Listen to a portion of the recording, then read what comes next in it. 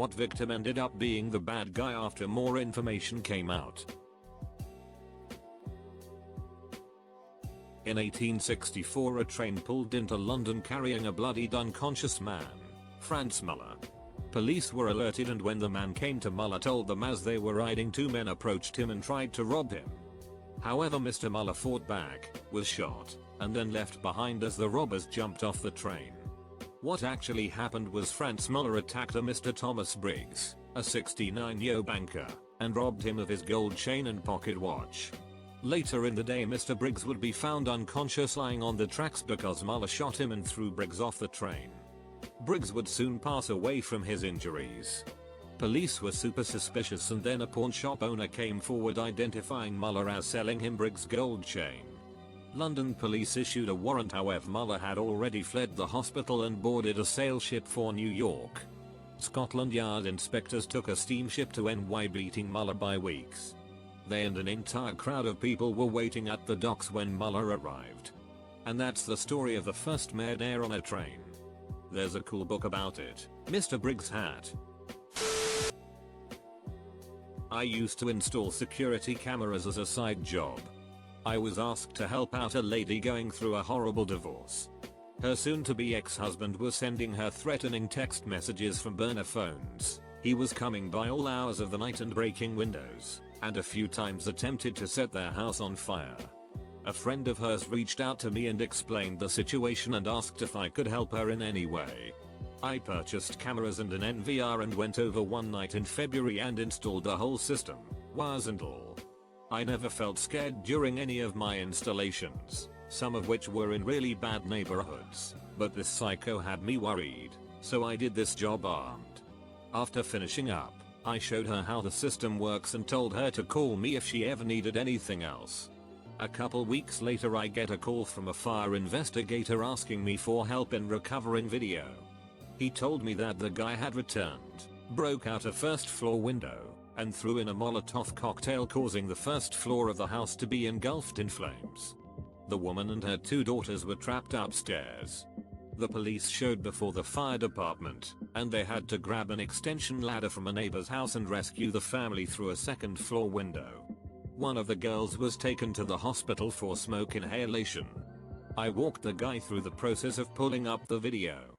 Once he got to the right time on the camera facing the bathroom window, he said, "The video just goes blank." I told him that I set the video cameras to be super sensitive to movement, so the only way it can go blank is if the camera is removed or damaged in some way.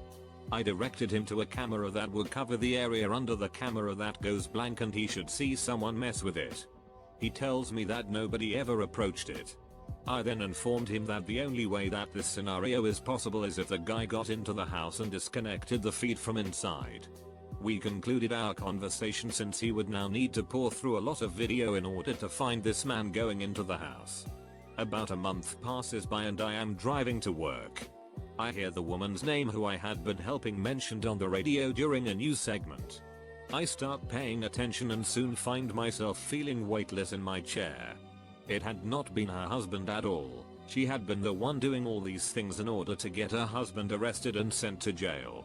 She had bought burner phones to send herself text messages. She had been going out at night and breaking the windows.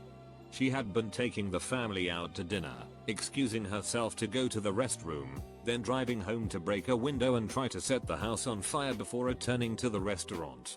She had been the one to disconnect the camera from inside the house the night that she almost killed her kids in an attempt to frame her husband. I thought I was protecting her from a psycho, but turns out I was helping the psycho. TLDR, I thought I was helping a victim by protecting her from her soon-to-be ex-husband, but she was trying to frame him by risking her kids' lives. Belle Gibson claimed she had cancer, claimed she beat it through diet, claimed to donate $1 million to cancer hospital, didn't have cancer, didn't donate, lied about everything, played the victim too. Who knows how many people died following her advice. Cory Harris. He's the guy who went viral earlier this year for showing up at a Zoom court hearing driving while on suspended license. He spent 2 days in jail. Then it was reported that Harris should have had his license reinstated 2 years prior. Harris' attorney sets up interviews with local TV stations stating his innocence. Good Morning America does a piece on Harris and lectures the viewer to not judge a book by its cover. Harris goes back to court, the judge does his homework, and discovers Harris has never had a license in Michigan or any other state, yet has been to Secretary of State office multiple times to renew his ID. The opportunity was there for him to get a license, he chose not to. He goes viral again, but because he lied and embarrassed so many people along the way. Karen Matthews faked her daughter's kidnapping not long after Madeleine McCann went missing so that she could get money. She hid her inside a bed at a friend's house and planned to collect the reward money. People actually felt sorry for her, thinking her daughter was missing, and it was a huge police investigation. Ended up in jail for kidnapping, perverting the course of justice and false imprisonment.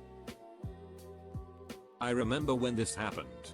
The search for Shannon Matthews was all over the news and there was a lot of sympathy towards Karen, until she eventually crumbled under the pressure. I don't think she expected a media frenzy of that magnitude. Dave Krooer had been dating casually after his 12-year relationship ended and ended up meeting a woman named Carrie Farver. They hit it off instantly and spent a lot of time together over the next few weeks. This was until Carrie texted Dave at work and asked if they could move in together. This was a shock to Dave and he said no. Carrie then sent a super nasty response and basically told him to duck off. Dave then started getting bombarded with texts and emails from Carrie. The harassment, already relentless and almost daily, started to expand to include other people in Dave's life, like his recent girlfriend Liz Golier. Liz became a constant target of Carrie's stalking and harassment. Things escalated. At one point Liz's house burned down. I suggest looking up this case for the full details because there's so much more to this story. As it turned out, Liz had killed Carrie ostensibly out of jealousy of Carrie's quickly growing relationship with Dave. Liz then began impersonating Carrie and sending messages pretending to be Carrie. That's right, Liz was the one behind all those messages. The whole story is absolutely wild. I suggest checking out the book A Tangled Web by Leslie Rule for the full story. It's absolutely nuts. Years ago there was a local news story about a woman who was caught shoplifting baby supplies and formula. The cop that responded took pity on her because she had a young kid and no money, so instead of arresting her bought the stuff for her. A local business even went as far as to offer her a job, and I happen to know the owner. A few days after the story I asked him if she got the job and he said no because every single one of her references said she was a massive kleptomaniac. Katie Sorensen, the nutjob momfluencer who claimed a couple was following her through a shopping center, plotting to kidnap her children, supposedly because they were so good looking. Turns out the other couple were just shopping at the same time, did absolutely nothing wrong at all, and she just wanted attention and more followers. I don't remember her name, I think it was Sherry Paparini, but there was a YouTube video I watched of a girl who faked her own kidnapping, and was trying to play victim. While all the resources were going to finding Sherry, there was a woman who was actually kidnapped. She ended up serving jail time. So, doesn't necessarily fit with all the true crime responses involving victims who turned out to be perpetrators all along, but Shinszo Abe, Japan's former prime minister, who was assassinated in 2022. The assassin, Tetsuya Yamagami, targeted Shinszo for his support of the Unification Church. The assassin's mother was brainwashed by the church, donating most of the family's possessions to it, resulting in her children going without food and lingering family strife that included the assassin's brother committing suicide, and the assassin himself attempting it. The assassin initially targeted the leader of the church, but being unable to reach them, instead targeted Shinszo because of his and his family's close relationship with the church, which includes the assassin's belief that this support from Shinszo and his grandfather, who was also prime minister, helped the church get established and thrive in Japan. The effect of the assassination was to highlight the nature of the Unification Church and its influence in Japanese politics. Shinszo Abe's ties to it were scrutinized, as were those of members of his cabinets and politicians still in office.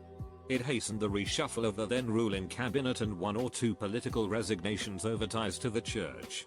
It also opened up the media to criticism for its lack of reporting on the tactics of the church and its victims. Furthermore, it generated legal efforts to strip the church of its religious incorporation, strengthen laws against cults and their activities, and adopt policies to aid victims, particularly the children of cult members. Finally, publicity around the church's activities and the assassin's plight have so tarnished Shinszo Abe's reputation and raised public sympathy for the assassin that prosecutors still haven't actually prosecuted the assassin for the crime.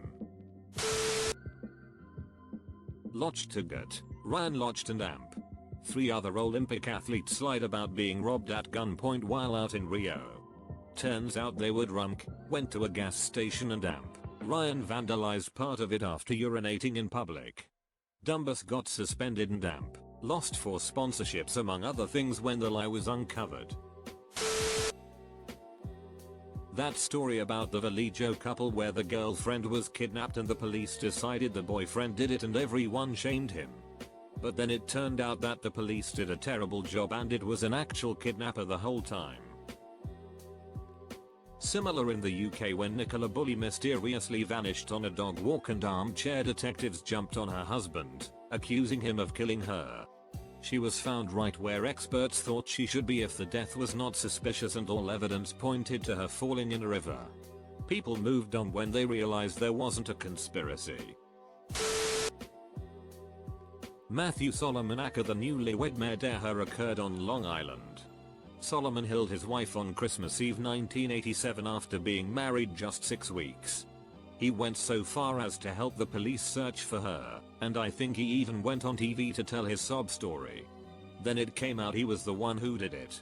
Went to prison for about 30 years, got paroled in 2019, and the victim's family is furious.